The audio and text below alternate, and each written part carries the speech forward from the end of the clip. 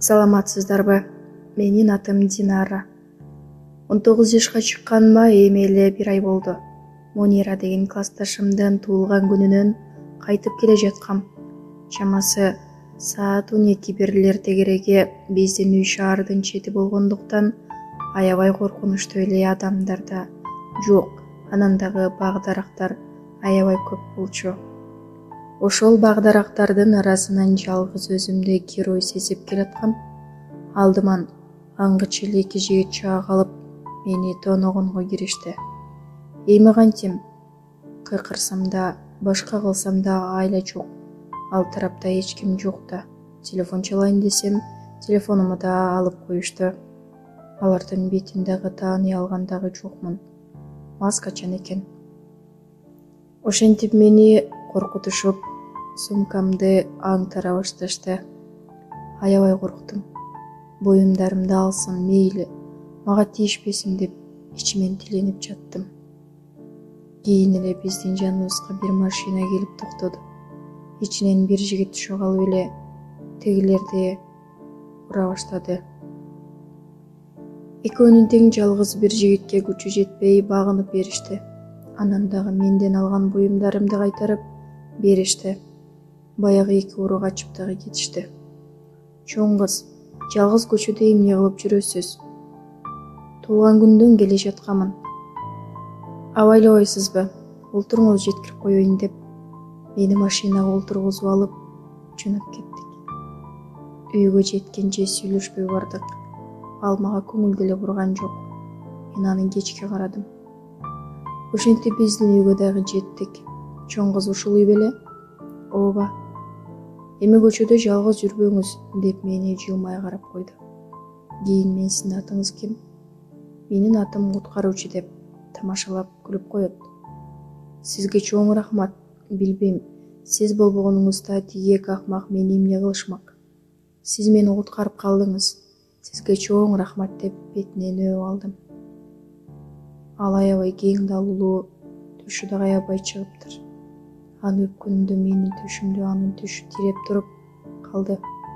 Бою дагы узун, модель балдарга окшош экен. Анын жанынан кетким келбей, көпкө чейин тургум келди. Бир аздан кийин: макул анда сулуу кыз, мен барайын. Мени бирөө күтүп жатты эле. Ай, ким экен ал сизди саат 2-де күткөн адам? Менин сүйлөшкөн кызым күтүп атты эле. Мына кызык. Ал жигитти бүгүн көрсөм дагы мен аны аябай кызганып кеттим. Макул анда. Кыз кишини күттүргөн жаман. Эртерээк барыңыз. Баса номериңизди бериңизчи. Менин номеримди эмне кыласыз? Эми сиз куткаруучусуз да. Дагы мени тооношсо сизге чалам десем, бергиси келбей номерин араң берди. Ошентип ал жөнөп кетти. Үйгө кирсем баары укташып жатыптыр. Бардым дагы өзүмдүн жайыма жаттым. Көз алдыман тиги куткаруучу жигит такыр эле кетпей койду. Ал жигит меники, мен аны эч кимге бербейм деп өзүмдү алдап уктап калдым. Ошентип таң атты. Чайымды дагы ичтим дагы окуума жөнөдүм. Куткаруучуну ойлой берип окуу кантип бүтүп калганын деле билбейм. Ошентип арадан 2 күн өттү. Акыры куткаруучуга чалгым келди. Бирок чалсам мени менен сүйлөшпөй койсочу.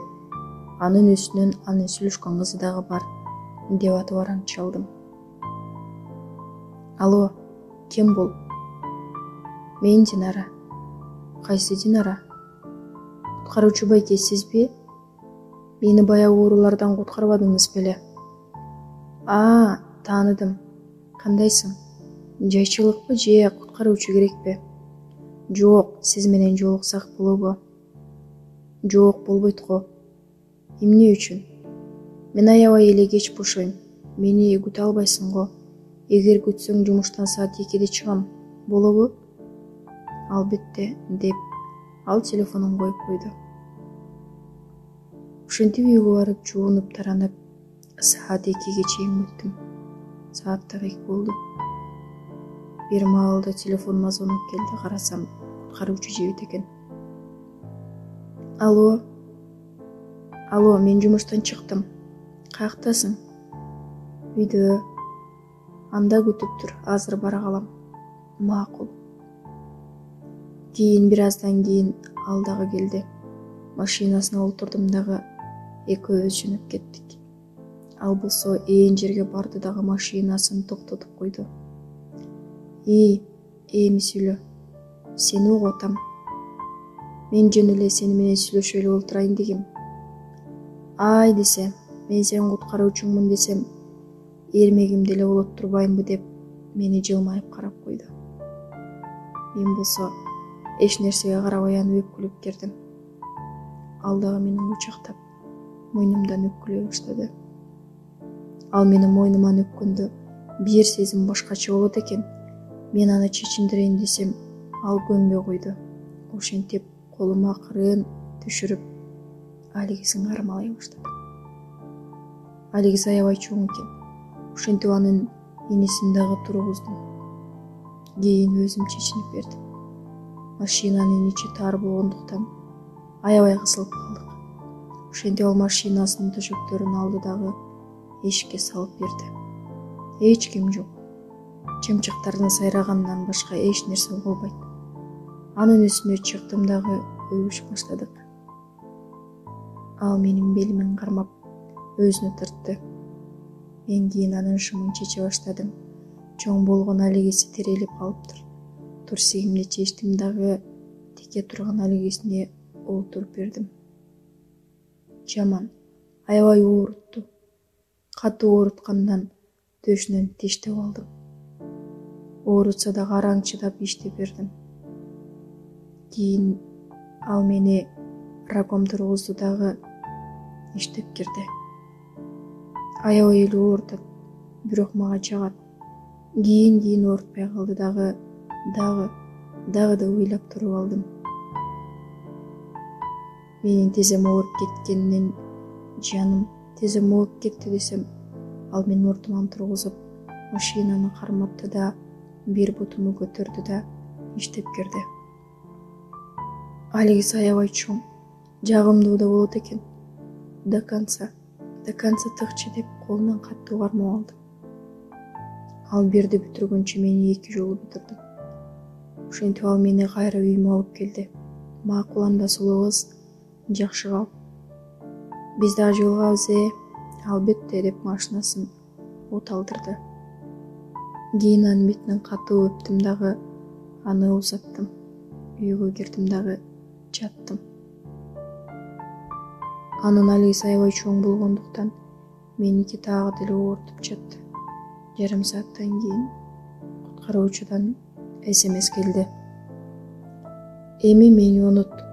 Сенин көңүлүң үчүн жок дей албадым. Менин 2 күндөн кийин тоюм болот.